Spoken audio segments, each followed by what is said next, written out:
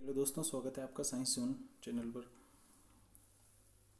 दोस्तों, अपन केमिस्ट्री के जो निःशुल्क बैच हैं उसकी जो सीरीज अपन स्टार्ट करने जा रहे हैं उसका पहले वीडियो आज अपन प्रोवाइड करवा रहे हैं आपको। इसमें अपन बात करने वाले हैं कि जो सेकंड ग्रेड में केमिस्ट्री का जो पोर्शन रहता है उसमें यूनिट वाइज किस यूनिट से कितने क्वेश्चन आपके पुटअप हो रहे हैं एग्ज़ाम पे। ये कोई मतलब एक ऑथेंटिक डेटा नहीं है, इसको आप एज ए बेस मानकर अपनी तैयारी का एक आधार बना सकते हो। क्वेश्चन का कोई फिक्स क्राइटेरिया भी नहीं रहता। कभी कोई क्वेश्चन किसी यूनिट से एक ज़्यादा हो जाता है, कभी किसी यूनिट से एक कम हो सकता है, लेकिन आप इसको एक मोटा मोटा बेसिक का आइडिया मानकर अपनी तैयारी को एक मजबूती प्रदान कर सकते हो। ठीक है ना। अपन बात करने जा रहे हैं कि जो आरपीएससी अब आपका पेपर कंडक्ट करवाएगी 2026 वाला, आप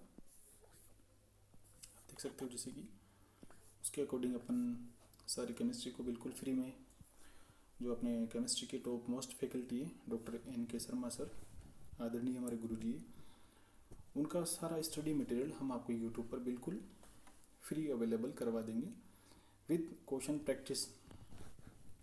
अगर आप सबकी डिमांड रहती है तो हम इसको नोट्स मेकिंग क्लास के रूप में ले लेंगे।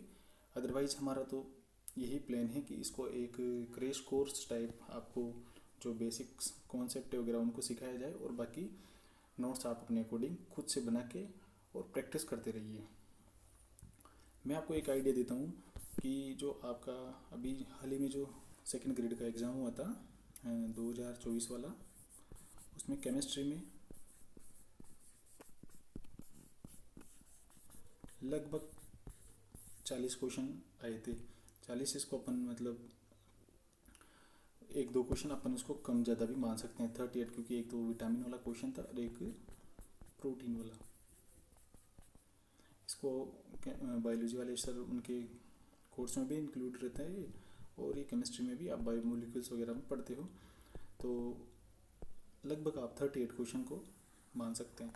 और इतना ही केमिस्ट्री का आपके पोर्शन रहता है कि लगभग 40 से और 42 क्वेश्चन के बीच में आपको क्वेश्चन देखने को मिलते हैं। तो अपन यूनिट वाइज बात करेंगे कौन सी यूनिट से कितने क्वेश्चन आने के चांसेस रहता है। लगभग आसपास सिनेरियो वही घूमता है जो मैं आपको एक डेटा आइडिया बताऊंगा अनुमान से। ठीक है ना।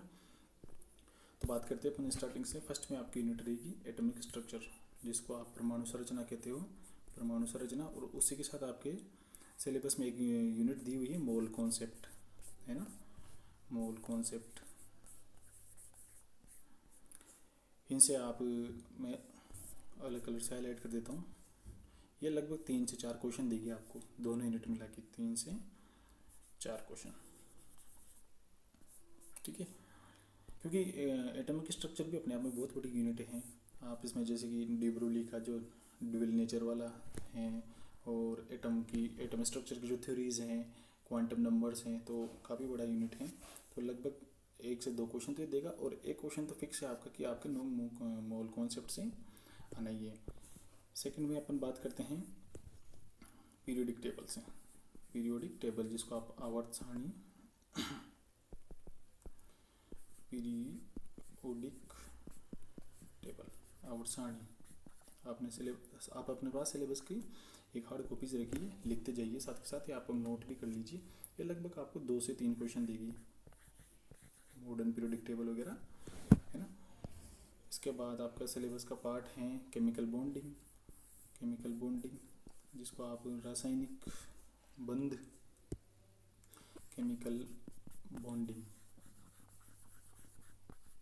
है ना, जिसमें सारे आपके फाइजन का नियम वगैरह है, VSEPRT थ्योरी है, और हाइब्रिडाइजेशन वगैरह, ये काफ़ी इंपॉर्टेंट है। और लगभग आपके यहाँ से 2 से 3 क्वेश्चन, जिसमें से फिक्स है कि आपका एक तो संकरण से क्वेश्चन आना ही 100% क्वेश्चन है कि संकरण से, हाइब्रिडाइजेशन से क्वेश्चन आना रहता है। एक फॉजन के नियम से लगभग रहता है चांस कि यहाँ से क्वेश्चन आपके पुटअप होता है। इसके बाद अपन देखते हैं कि 4th नंबर में आपके रेडॉक्स है। रेडॉक्स है, एक क्वेश्चन आना है ना।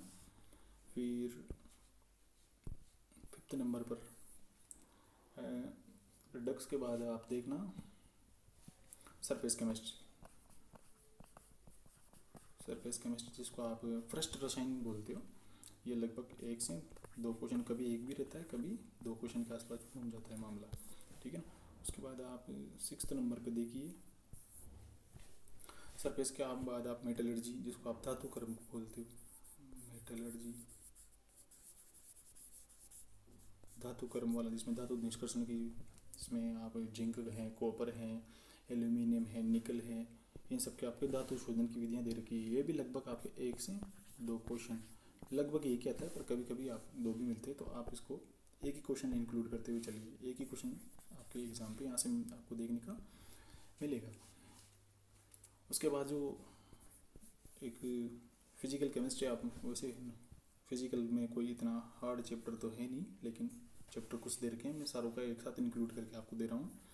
एक तो आपके सॉल्यूशन वाला चैप्टर है, विलियन है ना, इक्विलिब्रियम, इसमें आप आयोनिक इक्विलिब्रियम और प्लस केमिकल वाला दोनों इंक्लूड करके, केमिकल रासायनिक साम्य और आयनिक साम्य, ठीक है ना। इसके बाद आपके चैप्टर हैं सॉलिड हैं, सॉलिड स्टेट वाला, गैसेज वाला है ना, और केमिकल काइनेटिक वाला, केमिकल काइनेटिक है, और इसी में आप इंक्लूड करते हुए चलो इलेक्ट्रोकेमिस्ट्री, रासायनिक इलेक्ट्रोकेमिस्ट्री, विद्युत रसायन इलेक्ट्रोकेमिस्ट्री। लगभग आप इन सारे चैप्टर से 7 से 8 क्वेश्चन देखने को आपको मिलेंगे।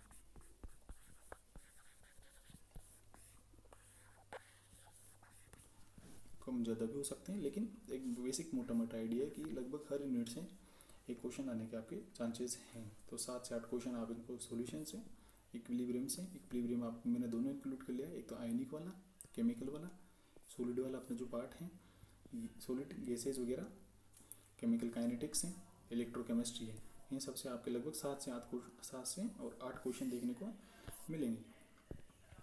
उसके बाद अपन नेक्स्ट में बात करते हैं, ऑर्गेनिक की ओर बढ़ते हैं। तो सबसे पहले आप कहते हैं जीओसी, जनरल ऑर्गेनिक केमिस्ट्री, ठीक है ना। जीओसी से आपके लगभग 2 से 3 क्वेश्चन हैं, कार्बोकेटन, कार्बोनाइन और एसिडिक का, जो आप एसिडिक वगैरह, एसिडिक हैं, बेसिक्स हैं, बेसिक वगैरह, तो इनको मतलब घटते क्रम में, बढ़ते क्रम में, है ना।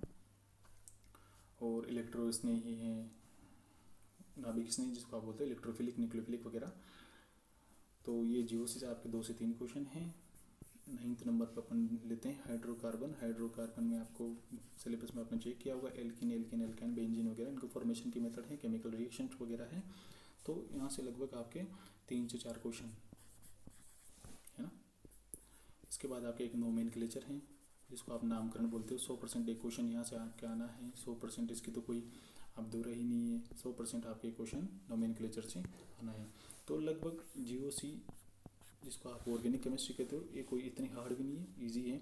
आप लगभग यहाँ से 7 से 8 क्वेश्चन एक आसानी से बेसिक्स पढ़ते हुए आप इसको रेडी कर सकते हो, बिल्कुल 100% आप इसमें स्कोरिंग सब्जेक्ट है, यूनिट है। उसके बाद अपन बात करते हैं, आपकी नोमेनक्लेचर हो गया, हाइड्रोकार्बन हो गया, जीओसी होगी, मेटलर्जी होगी, सरफेस केमिस्ट्री होगी। उसके बाद अब अपन बात करते हैं ब्लॉक केमिस्ट्री की। ब्लॉक केमिस्ट्री साथियों बड़ी सारी यूनिट हैं, और इस यहाँ से क्वेश्चन भी बनने के लगभग चांसेस हैं हर ब्लॉक से। जैसे कि आपके एस ब्लॉक हैं, पी ब्लॉक हैं, है ना, डी ब्लॉक हैं, एफ ब्लॉक हैं। तो इनमें सबसे ज़्यादा इम्पोर्टेंट तो आपका पी ब्लॉक है। लगभग ये आपको 2 से 3 क्वेश्चन देगा 100%। ये आपको एक क्वेश्चन देगा, एक क्वेश्चन आपका डी ब्लॉक देगा, और एक क्वेश्चन आपको एफ ब्लॉक देगा। एफ ब्लॉक और डी ब्लॉक में तो आपको ज़्यादा कोई पढ़ने की ज़रूरत नहीं है, क्योंकि यहाँ से आपको जैसे 3D 4D 5D इनका जो सबसे पहले तो आपको इलेक्ट्रो कॉन्फ़िगरेशन पढ़ना है, इलेक्ट्रॉनिक विन्यास वगैरह, और जो इनका आयनन विभव वगैरह वो आपको घटते बढ़ते क्रम पे देखना है, क्योंकि ये कोई ज़्यादा हार्ड चैप्टर नहीं है। और यहाँ सबसे इम्पोर्टेंट पार्ट है कि पी ब्लॉक वाला। पी ब्लॉक अपने आप में काफ़ी बड़ी यूनिट है, और इसमें मतलब आपसे हार्ड क्वेश्चन भी पूछा जाएगा, थोड़ा क्वालिटी का क्वेश्चन है, आप पुराने पेपर चेक करना, लगभग बी ब्लॉक से आपको क्वालिटी के क्वेश्चन देखने को मिलते हैं। तो इसमें सबसे स्कोरिंग पार्ट हो, एक तो डी ब्लॉक है, एफ ब्लॉक है और एस ब्लॉक है, और आपको थोड़ा सा बेसिक्स को क्लियर करते हुए एडवांस लेवल तक आपको पी ब्लॉक को पढ़ना रहता है ना। पी ब्लॉक में आपके सारे ब्लॉक आ गए लगभग 13 से और 17 तक के, ठीक है। इसके बाद अपन बात करते हैं 12th नंबर पर ब्लॉक केमिस्ट्री हो गया आपके। इसके बाद आपके बिल्कुल जो स्कोरिंग वाला पार्ट है, बेसिक्स हैं सीधे सीधे से, लगभग हर यूनिट से 100% एक क्वेश्चन आना है, और बिल्कुल वो क्वेश्चन आपके गलत होने भी नहीं चाहिए। अगर वो क्वेश्चन आपके एग्ज़ाम में गलत होते हैं तो आप मतलब भीड़ में पीछे हो जाते हो, क्योंकि ये क्वेश्चन सबके राइट होते हैं। जैसे कि पहली चैप्टर है पॉलीमर, पॉलीमर बिल्कुल ईजी सी चैप्टर है, आपने बिल्कुल पढ़ते हुए आ रहे हैं आप 11th से 12th से, है ना। तो एक क्वेश्चन तो आपका यहाँ से आना है। उसके बाद बायोमोलिक्यूल्स, जिसको आप बायो में भी पढ़ते हो, बायोमोलिक्यूल्स, एक क्वेश्चन आपका बायोमोलिक्यूल से आना है। कभी दो भी हो जाते हैं तो आप इसको एक ही करके चलिए, ठीक है ना। इसके बाद आपका था bio inorganic, inorganic, bio inorganic वाले पार्ट से एक क्वेश्चन आना है आपके, है ना। और इसके बाद आपका स्पेक्ट्रो, ये थोड़ा एडवांस लेवल का क्वेश्चन भी हो सकता है, लेकिन इसमें मैक्सिमम आपको क्वेश्चन की प्रोबेबिलिटी रहती है कि आपसे लैम्बडा मैक्सिमम का मान निकलेगा। एक क्वेश्चन आपकी स्पेक्ट्रो से आना है, ठीक है।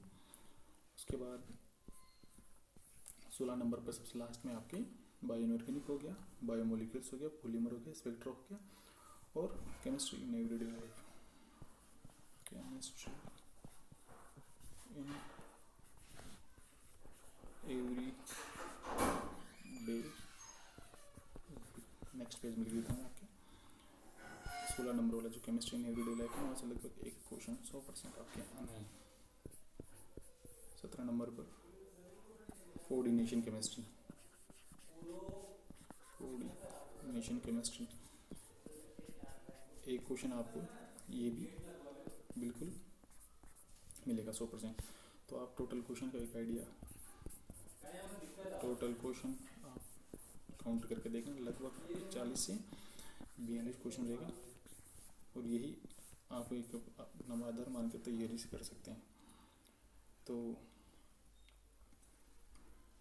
हम आपको बिल्कुल इनकी सारी क्लासेज निःशुल्क प्रोवाइड करवा देंगे, आप अपनी तैयारी को इसी करते रहिए।